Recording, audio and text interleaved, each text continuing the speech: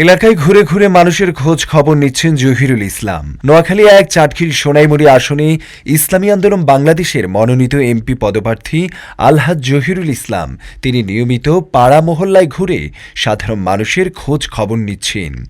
একই সময় তিনি স্থানীয় বাসিন্দাদের সঙ্গে ঘনিষ্ঠভাবে কথা বলেন।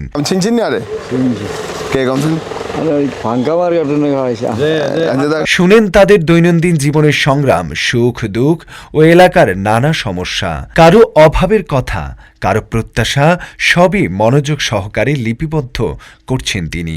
জহিরুল ইসলাম বলেন, রাজনীতি মানুষের জন্য, ক্ষমতার জন্য নয়, মানুষের পাশে থেকে সেবা করাই তার রাজনীতির মূল দর্শন। এই লক্ষ্যে তিনি মাঠে নেমেছেন, সাধারণ মানুষের সঙ্গে সরাসরি সম্পৃক্ত হচ্ছেন এবং এই ধরনের কার্যক্রম আগামীতে অব্যাহত থাকবে বলে জানান।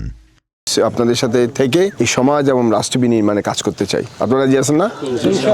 চলুন একসাথে এই রাষ্ট্র এবং সমাজ আমরা সবাই একসাথে বিনির্মাণ করি ইনশাল্লাহ। ঠিক আছে না? অন্যায় অবিচার থাকবে না, জুলুম থাকবে না, অত্যাচার থাকবে না। আমাদের সবাই সুন্দর একটা সমাজ পাবো, যেখানে সবাই সুখে শান্তিতে বসবাস করতে পারবো, যেখানে উঁচু নিচু কোনো ভেদাভেদ থাকবে না, যেখানে থাকবে শান্তি এবং যেখানে থাকবে দুনিয়া এবং আখিরাতের আমাদের সাকসেস। ঠিক আছে না? ধন্যবাদ। আপনাদের আর সময় দেব না, দোয়া করুন আমার জন্য।